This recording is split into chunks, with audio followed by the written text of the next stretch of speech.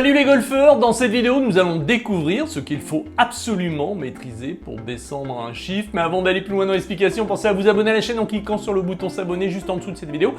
Et pensez à mettre un pouce vers le haut, c'est important pour nous. Nombreux sont mes collègues à vous conseiller de travailler votre putting, votre petit jeu en priorité pour descendre un chiffre. Il est vrai que la majorité des joueurs qui sont classés entre 10 et 20 d'index n'ont pas réellement commencé à travailler leur petit jeu. Personnellement, je ne conseille pas de faire ça pour deux raisons simples. La première, c'est chiant, c'est vraiment un sacerdoce et ce n'est jamais acquis. Et deuxièmement, ceux que je connais qui font ça ont majoritairement une maîtrise technique faible qui ne montre pas des résultats satisfaisants par rapport aux efforts qu'ils font.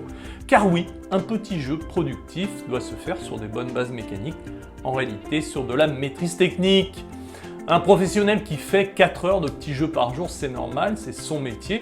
Et s'il veut gagner sa vie avec le golf, il n'a pas le choix. Pour nous, golfeurs occasionnels et amateurs, nous voulons avant tout nous faire plaisir et progresser si possible. Personnellement, j'accompagne des dizaines de joueurs classés entre 10 et 20 d'index dans ma formation en ligne. Quand ils sont classés entre 10 et 13 d'index et qu'ils ne ratent pas un coup et qu'ils puttent comme des chèvres, je n'ai pas vraiment besoin de leur dire de travailler leur putting, ils le font volontiers par eux-mêmes. Je suis là simplement pour leur dire ce qu'ils doivent faire en priorité, toujours dans le but de gagner du temps. Alors, quelle est réellement la différence entre un joueur à un chiffre et un joueur à deux chiffres ? Déjà, quand vous jouez avec un joueur à un chiffre, il est plus régulier. Par exemple, il joue aussi bien le bois 3 sur le fairway que vous le fer 7. Il se disperse moins, même quand il rate, il reste sur le fairway. Il n'est pas forcément plus long, mais son toucher de balle est plus régulier, ce qui donne une régularité de longueur un peu plus importante. C'est uniquement ça la différence, mais le passage ne peut être jamais atteint pour certains. Je le constate surtout chez mes stagiaires qui viennent passer 3 jours avec moi. Ils jouent majoritairement depuis 10 ans, 20 ans, voire plus. Certains sont descendus à 9-10 d'index et remontent sans comprendre pourquoi. Les raisons sont toujours les mêmes et elles sont liées au fait que nous sommes sur des principes techniques qui ne sont jamais stabilisés et qui nécessitent un état des lieux permanent.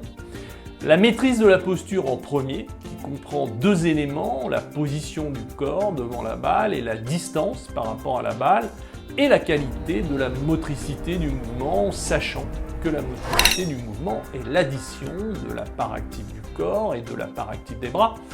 Un champion peut aller jusqu'à 80% de part active du corps et 20% de part active des bras, ce qui explique la distance de ses coups.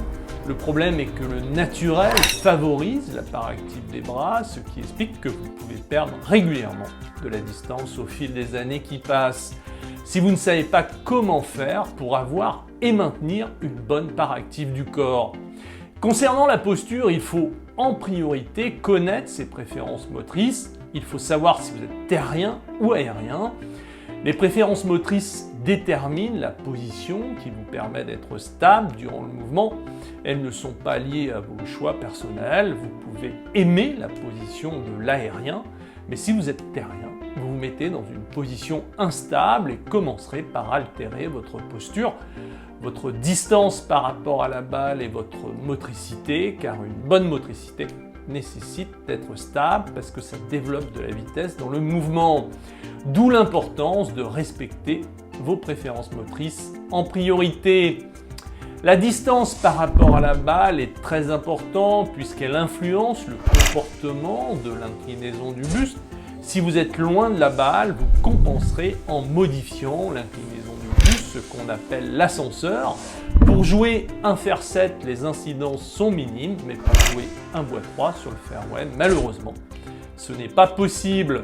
Maîtriser sa distance nécessite de l'évaluer régulièrement en conservant vos préférences motrices. La stabilité de la tête dans votre swing est en jeu dans la maîtrise de la posture, aussi bien dans le respect de vos préférences motrices que de la distance par rapport à la balle. Il est vrai que la maîtrise de la posture est prioritaire, mais vous devez être en mesure de l'évaluer en permanence. Bien sûr, vous pouvez être suivi par un pro toute l'année, mais vous n'êtes pas à l'abri d'altérer votre posture entre les périodes où il n'est pas là. Moi, je vous conseille d'utiliser une routine éducative en priorité, car elle permet de perfectionner votre mouvement et de faire un état des lieux en permanence. Quand elle est bien faite, vous savez que tout est en place. Quand elle est mal faite, vous savez qu'il y a un problème et vous vous rajustez tout de suite. Et surtout, si votre posture est mauvaise aujourd'hui et que vous devez la changer, ça prend un peu de temps, car il ne suffira pas de se mettre dans une bonne position pour la conserver.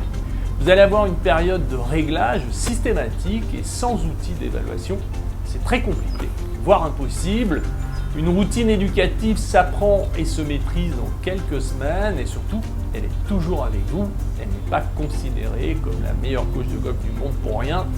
Entre un pro qu'il faut aller voir régulièrement et payer régulièrement et une routine éducative que vous apprenez définitivement en quelques semaines, pour moi, il n'y a pas photo. Et je vais même aller plus loin en vous disant que sans maîtriser une routine éducative, vous avez très peu de chances d'y arriver. Avec une routine éducative, c'est l'inverse. Vous mettez toutes les chances de votre côté pour y arriver. Personnellement, en 40 ans d'enseignement, je n'avais jamais vu une efficacité pareille et j'ai du mal à comprendre pourquoi les joueuses et les joueurs de golf n'utilisent pas tous une routine éducative. Si vous avez besoin d'aide pour apprendre une routine éducative, je vous invite à entrer dans mon programme de formation en ligne. Vous apprendrez en priorité une routine éducative, vous verrez comment déterminer vos préférences motrices, comment maîtriser votre distance par rapport à la balle. Vous finirez par maîtriser définitivement votre posture. Vous apprendrez aussi le Tai Chi Swing de façon à intégrer les principes ample élan pour mobiliser les gros muscles et gagner rapidement de la distance. Vous ne serez jamais seul, vous avez un webinaire tous les jeudis si vous en avez besoin. Vous avez une drop zone pour déposer vos vidéos sans limite et vous avez un retour par mail dans les moins de 48 heures. C'est satisfait ou remboursé durant 30 jours. Vous avez un abonnement mensuel sans obligation de durée qui n'est même pas le prix d'un abonnement téléphonique. Vous avez un abonnement annuel sans obligation de durée. Vous pouvez acheter le programme à vie avec tous les services qui vont avec. Je suis sûr que vous allez trouver la formule qui vous convient. Il vous suffit de taper dans votre navigateur qui vous permet d'accéder à Internet system.albatrosacademy.com et là, vous arrivez sur la page de vente. Vous pouvez aussi cliquer sur le lien sous la vidéo, vous arriverez au même endroit. Je vous retrouve dans la formation. À très vite!